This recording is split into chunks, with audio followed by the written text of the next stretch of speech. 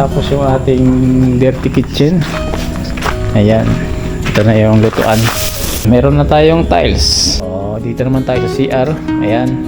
Sliding door yung ating ginamit dito. Ayan, nagpalagay din tayo nito. Itong French type na mirror.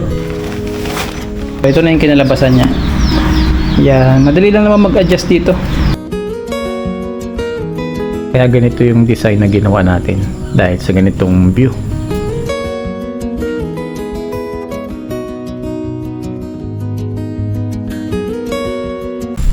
Biglang lumakas yung ulan, basa dito. Ayun, naulan sa bundok. Pag ganyan na itsura ng bundok, gaulan yan. Zoom natin.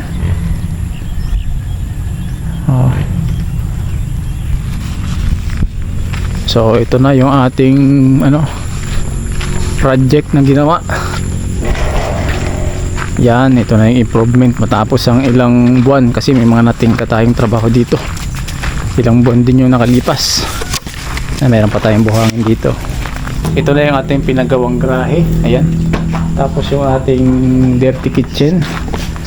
Ayan. Ito na yung lutuan. Ayan, tanggalin natin to. Tanggalin natin yan para mapakita ko sa inyo. Ito na yung loob. Ito yung lutuan. Ayan. So marami ng dito, malaki-laki na yung improvement. Sobrang laki na. Ayan, naka-tiles na. Buo na yung dirty kitchen. Ayan, yung lababo. Ito yung lutuan. Ayan, yung tiles na ginamit natin dito 120 by 60 porcelain. Ayan, hindi pa nga natin nalalagyan ng grout yan. Kasi ang lalagay natin dito ay itong ANB na epoxy. Ayan, mas matibay daw ito eh. Ayan yung gagamitin natin dito. Alisin natin ito, hindi nakaharang. So yun na nga, meron na tayong tiles. Hindi pa yan nag-grout, so mag-grout din tayo nyan. Papakita natin sa vlog natin. Ayan na yung itsura. Tapos syempre yung ating pinakang kwarto. Ayan yung tiny house na kung tawagin natin. Kasi ang project lang dito natin itong grahe at saka itong dirty kitchen at saka itong CR. Ayan, kung mapapansin nyo yung CR natin, ayan yung itsura ng salamin. Sliding yan, mamaya i-open natin. Pero dito muna tayo pumunta. Yung mga pagbabago dito.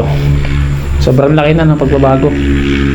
Kita nyo naman yung tiles yan, may mga drain tayo dyan drain. Tapos drain ng lababo meron dyan. Tapos meron din tayo dito para pagka nag-laundry tayo dito banda, marami tayong drain. O kaya kung sakaling umulan na malakas, pumunta yung tubig dito kagaya nun. Tapos pwede na rin maglinis yan. Diretso na lang yung tubig dun. Tapos meron na rin tayong electrical. Ito hindi pa nabutas. Ayan, kagaya nito. Nagpalagay tayo dito ng outlet sa labas para pag meron tayong gagamitan dito. Tapos meron din tayong outlet dito banda. Diyan sa gasol, ayun yung isa. Tapos dito yung mga switch natin yan. Para pagpasok natin dito yung switch. Dito yung ating pinakang panel board. Yan. So naka-wirings na yun. Yung iba lang hindi pa. Pero malapit-lapit na yung matapos. Meron din tayong outlet dito. Yan may trim pa tayo dito. Dito naman tayo sa CR. Ayan. Sliding door yung ating ginamit dito. Mirror. Ayan. Tsaka double siya. Double mirror yan. Kung hindi lang makita dito sa ating video. Medyo madilim pero meron akong video nito. Tsaka meron akong picture nito. Ipasok ko na lang dito siguro. Para makita natin yung itsura ng ating yung design ng ating CR. Silipin natin yung loob. Pero medyo madilim pa. Ito ang pinagawa natin dito ay sliding din. Wait lang.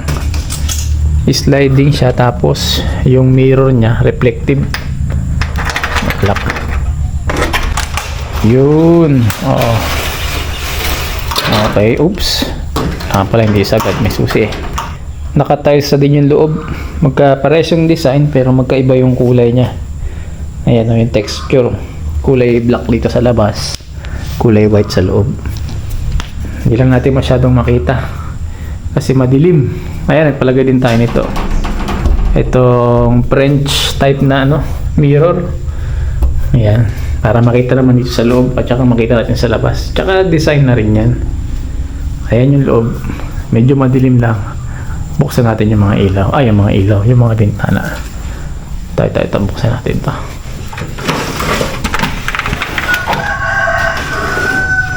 May screen din siya. Kabilaan. Ito naman yung isa. Yan. Ito yung view natin dito. Ang lakas ng ulan, sa bundok. Ayan. Meron na tayo dito mga abang ng outlet para sa aircon. Ayan, mga saksakan, mga switch dito. Ayan. Tapos, yung kisame natin, naka-wiring na rin yan. Ayan, yung itsura natin dito. Ito, napakadami nito, komplikado. May mga ilaw tayo dito, may mga downlight. Kasi meron tayong kisame na binili. Ayan, nabili natin yan sa City Hardware. Ayan, 3 count na yan. Tayo dito, PVC panel tayo dito. Tsaka dun sa CR. Kikisame rin natin yan. Pero itong labas, itong kusina, tsaka yung parking natin, hindi na natin yan ikikisame muna. I-open lang muna natin. Yan. Maganda naman siyang tingnan. Maganda yung pagkakalagay ng ganito yung kagandahan pagka maganda yung pagkakalagay sa insulation. O, di ba malinis? May ibon pa dun. Yung mga gamit natin dyan lang muna yan. Mauubos din yan pagka maayos na dito. Papasok natin yung ibang gamit dito. Ganito yung nakikita sa loob. Kita mo yung nasa labas. Pero ikaw na nasa loob. Ayan, salamin. Ito yung maganda pagka reflective. Same lang din ng mga salamin natin dyan. Ang tatrabahuin ko muna ngayon ay iayusin natin yung skim coat. Kasi na-skim coat ko na ito. Pero hindi ko pa siya napatungan.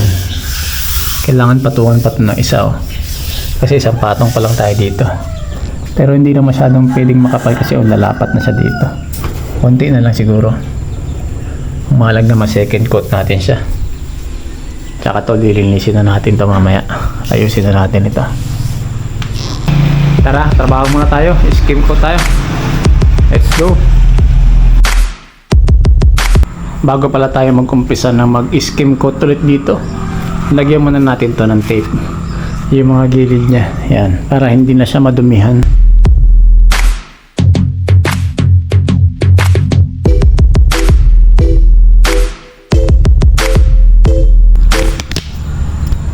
So ayan guys, nakapaglagay na tayo ng tape.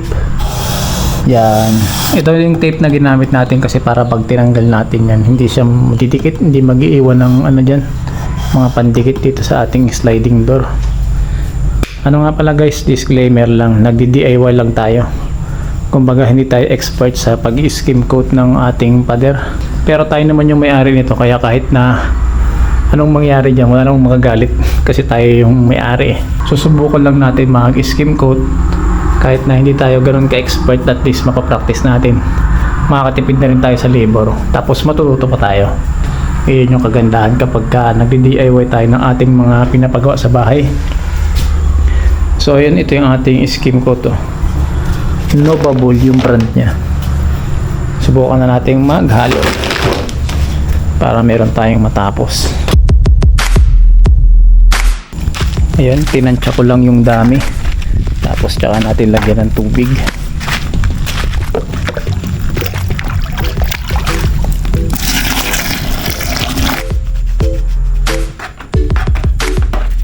Kapag ka nakuha nyo na yung gusto nyong timpla, pwede nyo nang ipahid yan. So sa atin medyo kulang pa tayo ng konting tubig at tayo ulit. Ito na yung ating nahalo na skim coat. Ayan, ito na yung texture na gusto nating makuha. Ayan, sakto lang to, pang second coating na lang din naman nito dito. So ganito lang yung pag natin, tamang paghalo. Siguro mga 1.5 kilo na skim coat powder. Tapos mga 1 tabong tubig yung ginamit natin kanina. So ito na yung kinalabasan niya. Yan, madali lang naman mag-adjust dito. Pag sakali kung kulang yung powder, add lang kayo ng powder. Pag tubig naman, hindi dagdag lang ng tubig pag kulang. So ayan, apply na tayo. Let's go.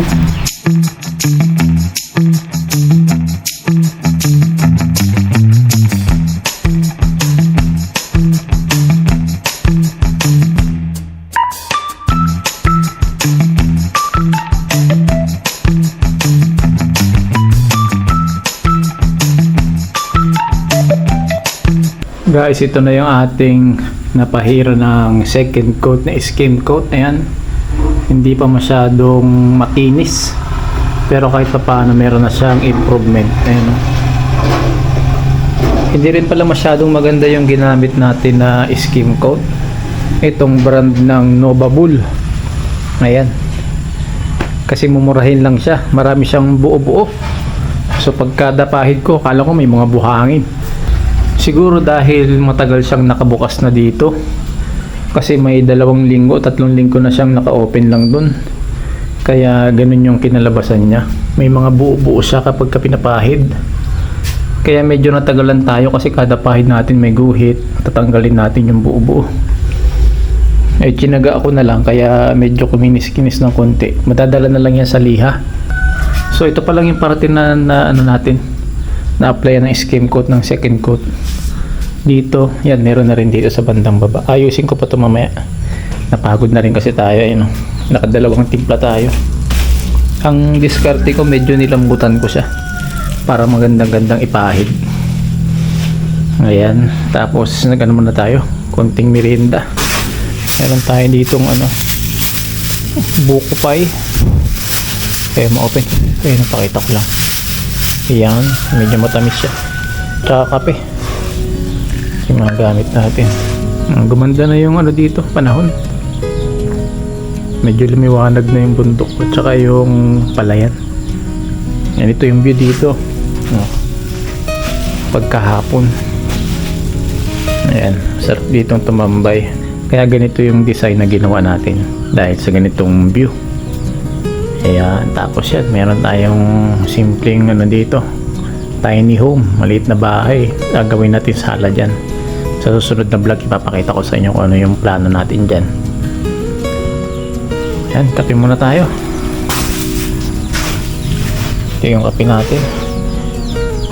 Brown lang, brown.